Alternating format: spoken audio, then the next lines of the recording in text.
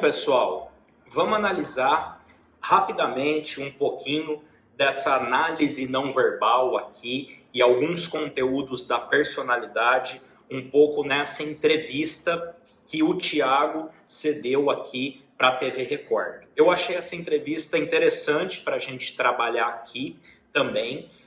Lembrando vocês, quem tiver interesse no meu curso de personalidade criminosa, eu trabalho mais profundamente esses aspectos do perfil do criminoso, né, e essas análises. Então, vamos analisar um pouquinho aqui esse vídeo. Gomes da Rocha, conhecido como Matador. Essa introduçãozinha, ela é importante para a gente entender o contexto e aí a gente vai um pouco para essas análises. Eu vou parando aqui e conversando com vocês.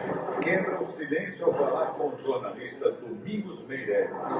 Que tipo de sensação você tinha depois que você saciava esse desejo de matar? Uma entrevista exclusiva que você vai acompanhar durante todo o programa. Qual é a diferença entre matar a faca, estrangular e atirar numa pessoa?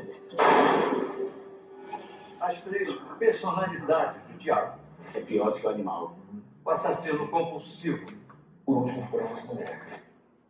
Aqui, uma coisa eu acho interessante de pontuar para vocês. Durante a investigação, o delegado, eles colocaram como se ele tivesse 3 personalidades. Isso é um equívoco. Ele não tem um transtorno dissociativo de personalidade. Na verdade, ele tem uma personalidade só. Alguém frio, alguém sádico, alguém cruel. O que ele apresenta são máscaras sociais. Então, geralmente, o criminoso com essas características é alguém que vai disfarçar a sua personalidade. É alguém que investe muito na sua máscara social, mas ele tem apenas uma personalidade só, que a personalidade dele é revelada quando ele então tem aquela conduta, né, criminosa. De fato, ali é a expressão da verdadeira personalidade dele. Então eu discordo aqui desse ponto de que ele tem 3 personalidades.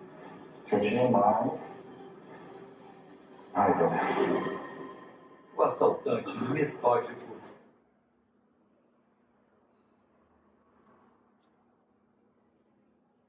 Olha que interessante aqui esse ponto. Quando ele fala da vítima, ele fala que ele tinha raiva, mas ele faz uma microexpressão de felicidade. Raiva.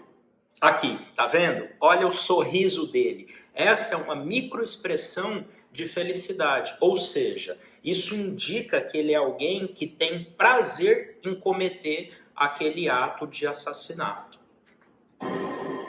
O assalto. Então isso significa que a motivação não é raiva, e sim prazer. Assaltante metódico. Cometi vários crimes. Assaltos também. O vigilante acima de qualquer suspeito. Lá no serviço sempre tinha vontade de matar as pessoas, né? Vídeos. Tá vendo? Ele era vigilante. Então não é que essa é uma outra personalidade dele, mas isso era um disfarce. Então no trabalho ele era capaz de disfarçar a sua real personalidade. Eram passo a passo como ele agia na hora de praticar seus crimes. Primeiro era a aparência da pessoa. Depoimentos emocionantes da família das vítimas. Você acha que aquelas pessoas precisavam morrer? Até hoje. Ah lá, de novo, o repórter faz a pergunta, olha a microexpressão que ele tem de felicidade toda hora que ele fala do ato de matar alguém. Não acredito. Eu vou passar aqui para a parte que interessa da nossa análise não verbal, da entrevista dele, né? Então aqui o enredo, a historinha. Perguntas que o Brasil espera fazer há 3 anos.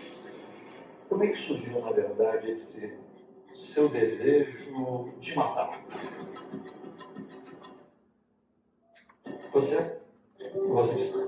Thiago Henrique Gomes da Rocha. 29 anos.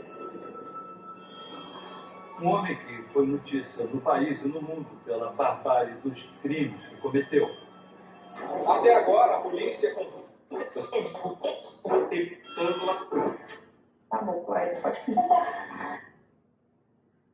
Usa calça verde e está de chinelo. Aparenta estar bem mais magro do que quando foi preso. Agora, repare nesta cena.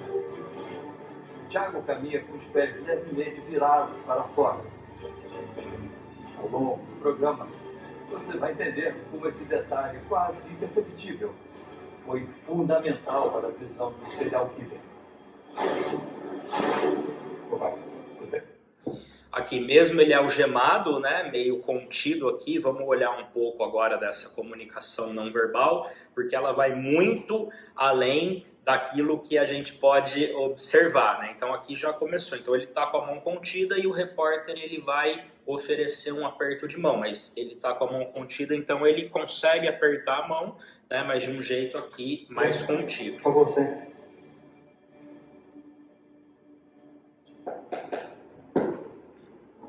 Estamos diante de um homem tímido, aparentemente pacato, mas extremamente inteligente.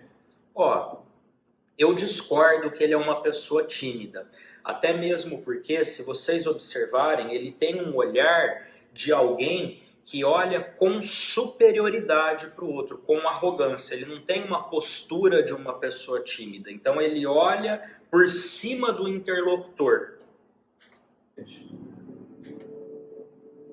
Antes da entrevista. Também discordo que ele é alguém extremamente inteligente. Eu acho que ele tem uma inteligência mediana.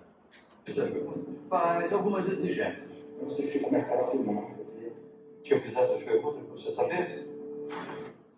Olha que interessante. Vamos ver essa parte que ela é muito interessante na análise não verbal e da personalidade dele. Então aqui, antes de começar a filmar, ele pede para ver as perguntas. E o que significa isso? Vocês vão perceber que ele tem um perfil de alguém que gosta de estar no controle.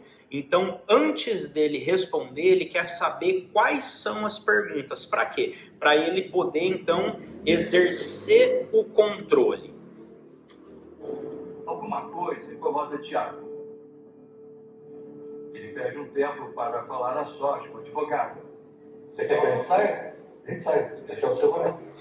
Segunda exigência que ele faz. Então, sem com que o repórter perceba, ele começa a fazer exigências e começa então a controlar também a entrevista. A primeira exigência dele é poder ver as perguntas. A segunda exigência que ele faz é pedir para o repórter sair para ele então conversar com o advogado.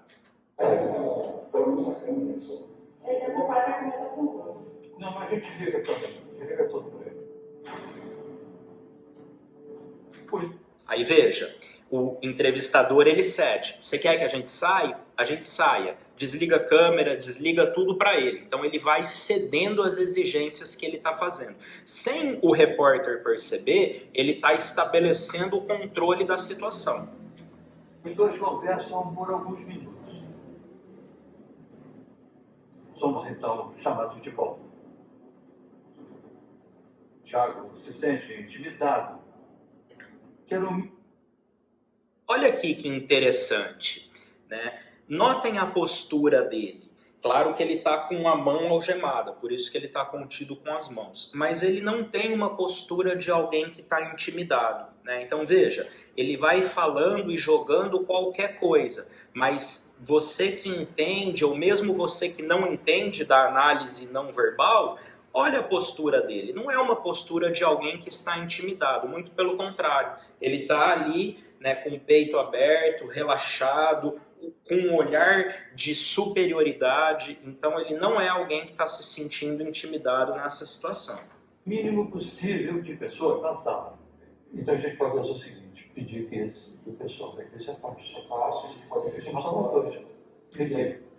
Olha que interessante. Aí aqui, antes dele começar, ele faz mais uma exigência. Então ele já fez a exigência de pedir para ver as perguntas, de pedir para eles saírem da sala, para ele conversar com a advogada. Agora ele faz mais uma exigência, que é ter o mínimo de pessoas possível na sala. E ficam só vocês dois e os cinegrafistas. E a sua advogada, né? Apesar de já ter concordado. Então o que ele está fazendo aqui é exercendo a personalidade dele, né? Uma personalidade controladora, dominante. Então nesse momento ele está exercendo o domínio ali sobre a situação. Em dada entrevista, ele tenta impor uma nova condição. Tem outro pedido. Porque tem um familiar meu que... Olha que interessante agora, ele vai fazer mais uma exigência para ceder à entrevista. Então, notem vocês, tudo isso que ele foi fazendo até agora foram pequenas exigências para ele dominar a situação e estar no controle. E aí, nesse momento, ele vai fazer então uma outra exigência ali de algo que ele quer do repórter. Precisando de uma ajuda, de um valor. E se fosse possível, mais ou menos. Aí pronto. Não entendi. A família dele está precisando de um valor. Sim. Olha como o repórter ele está sendo manipulado por ele, né? Claro que ele entendeu. Ele pediu um valor financeiro. Ele falou, olha, eu tenho um familiar que está precisando de uma ajuda financeira e ele quer, então, receber o valor para dar essa entrevista, em troca da entrevista. E aí o repórter fala assim, eu não entendi. Né? Quer dizer, o repórter ele não sabe o que fazer naquela situação. Isso eu ganhei de pouco, essa pessoa. Aí, falaria assim, restrições. Aí ele exerce então esse domínio. Ele fala, olha, se você então me der aquilo que eu quero, eu falaria sem restrição. Aí o repórter então fica desconcertado. 20 minutos para convencê-lo a manter o combinado. Eu tenho 50 anos de profissão. Isso não existe. Ele tenta negociar, ele fala que isso não existe na profissão, que ele tem 50 anos de profissão, nunca se deparou com uma situação como essa, né? Então ele não sabe direito ali como lidar com a exigência dele, para que então a entrevista fosse feita. Dá dinheiro para fazer. Não é prático, não faz a nossa ética profissional. Quando está tudo certo.